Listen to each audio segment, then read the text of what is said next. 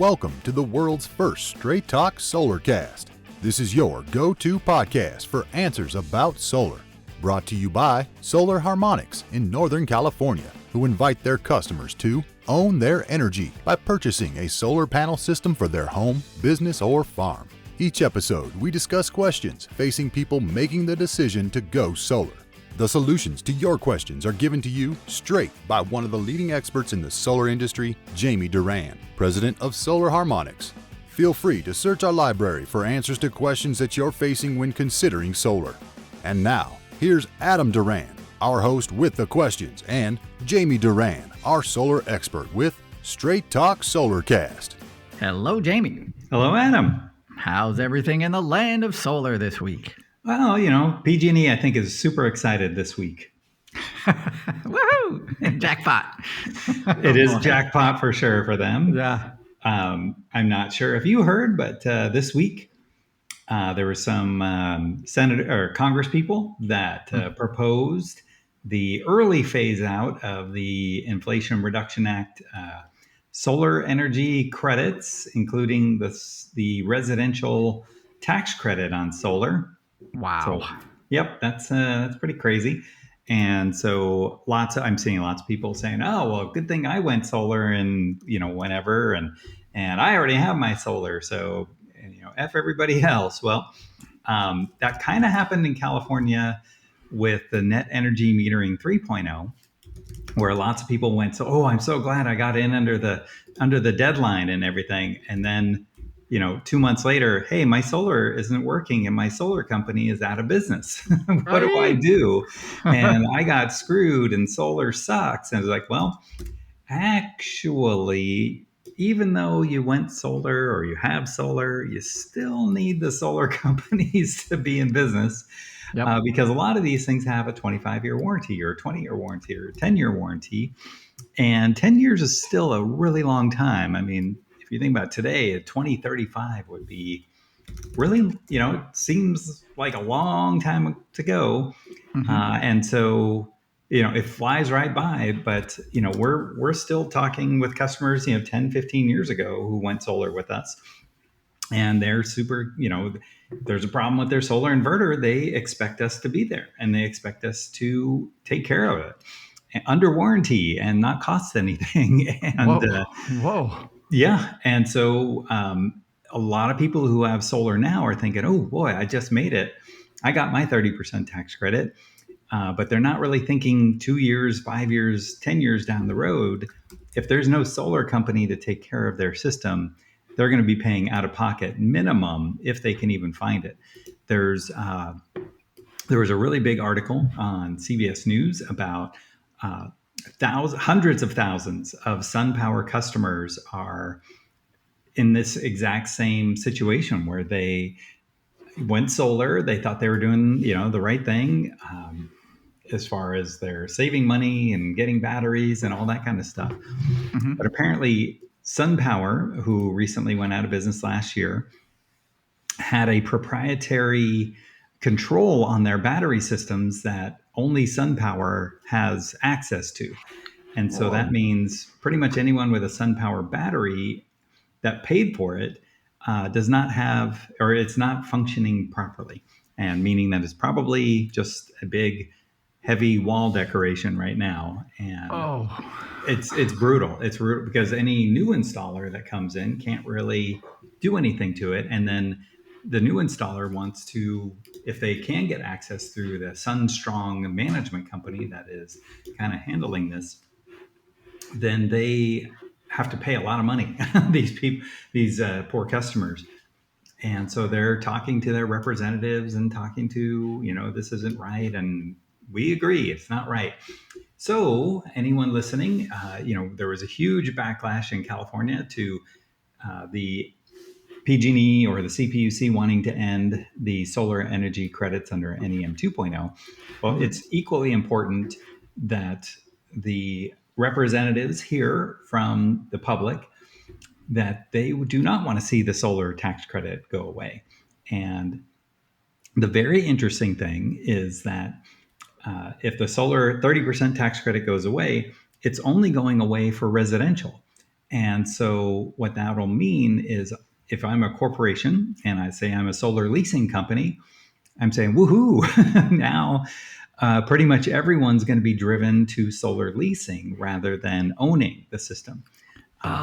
In theory, you'll get it less expensive than if you bought it and then you did a zero down loan. I haven't worked out the numbers yet, but I imagine it's going to make more sense residentially to go with a solar lease. And we know, years and years and years that we have not recommended the solar lease at all. But if the tax credit goes away for individuals, it may actually make more financial sense to go with a solar lease. And so we will see how it goes. Wow. As I mentioned in the beginning, PG&E, they are super excited because this would, they still have the mandate that Californians need to go solar by 2045, have to get to 100% renewable. Yep. So that means PG&E is saying, oh, right, that means we can increase our rates by 30%. The stick gets bigger. And so people who have solar are still going to be motivated to go solar because they just can't afford an electricity bill, which is also we're seeing out there is that people are just, most young people who buy a house are buying it with such razor thin, almost nothing that they can, no extra. Everything's going to their mortgage because interest rates are so high. And then if they get, $1,000 electricity bill or $1,800 electricity bill, they're in full panic because that's a tremendous amount of money and that they just don't have. And so it's an issue. It's going to get bigger. And it's going, the squeeze is going to happen. But yeah, this time next year, and the tax credit, it ends December 31st. So that's going to be another, we had a huge flood and it was barbaric, people just wanting to go solar with the NEM 2.0, 3.0 expiration. And that was April 15th, 2024. And so if the tax credit does get eliminated and the last day is December 31st, that means it has to be in service by December 31st, which means, basically July, August is about the last time we're going to be able to guarantee that the system's going to be in, because not only we get overloaded, but the permit offices get overloaded. PG&E gets overloaded, and it takes them, 1 to 2 months to approve a system. So, so every solar company is like, oh boy, we're gonna be really busy again, and like beyond busy, which is fine. But then come February 2026, that's when three out of 4 solar companies are gonna be going out of business, and so. It's a cycle, and it's a problem. And one of the big companies like Sunrun, who just they're so slowly recovering, still losing hundreds of millions of dollars. If they lose the tax credit, I would say that's kind of the end of them and the end of lots of other solar manufacturers and so forth. So I think this is pretty critical. Solar is always in a flux and always in change, as we've described on the podcast, but it's pretty critical to contact your state representative and your federal representative and let them know that solar is still important, even though you have solar or you're thinking about getting solar or thinking about buying a new house or planning on moving. Any of these things are all pretty important. And, again, just because you have solar doesn't mean this is not an important issue, because we want these solar companies to stay in business and be able to help help service our systems, because 10 years flies right by, and if there's no issue with the system, great. But if there is an issue, we have to have someone available to take care of these systems. And we're seeing plenty of people who do not have anyone to take care of, and they're not only paying their gigantic electricity bills, but the loan or the lease doesn't go away just because the system's not working. And so they're getting doubled up. And so we do feel for everybody, and we try to help everyone as best we can. Unfortunately, a lot of times the customers who went with the cheapest system, their cheapest system mentality did not expire. And so they're not expecting to pay anything for the service. And not so excited to pay for any service, and it's under warranty and that kind of thing. So in any event, it's a crazy week in solar, as for sure. It's never a dull moment. And we encourage everyone to contact their representatives, say, nope, we need solar. And I did hear that there are 12 representatives on the side that is mainly in favor of eliminating the solar credits, that are saying, nope, we need to keep this. So there is some hope, and my fingers are crossed that they'll hear from anyone who has solar, or any state, even if they're not California or Texas. The tax credit really helps encourage people to go solar. So we're really fingers crossed that it doesn't go through, and we can keep it moving. But I do think it'd be a huge slowdown in solar if that happened.